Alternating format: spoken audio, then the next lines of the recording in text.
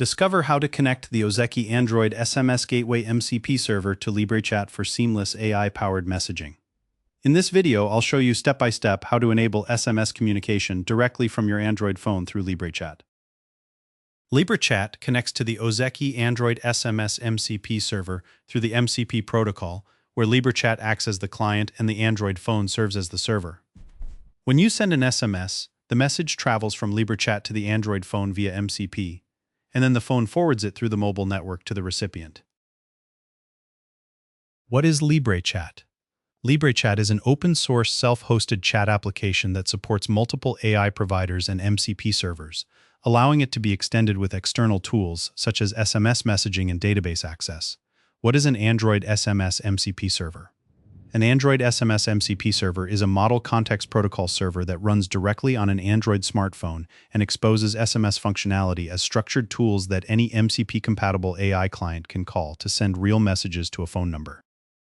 To download and install the Android SMS Gateway app, simply scan the QR code shown on the screen.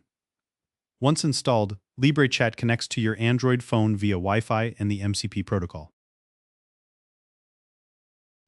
First, install the Ozeki SMS client on your Android device so it can serve as the local SMS gateway for Librechat.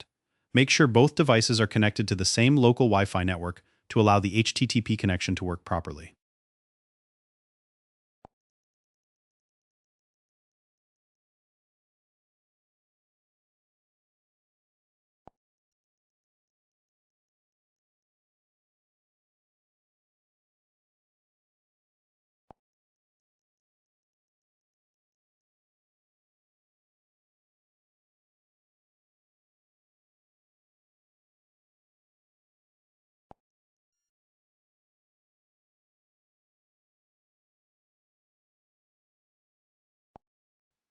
Open the Ozeki SMS Client app on your Android device.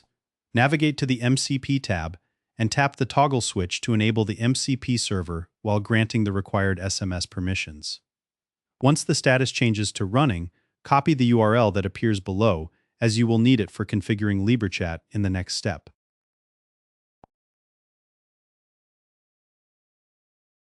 Take a look at the JSON config for the Librechat SMS MCP server.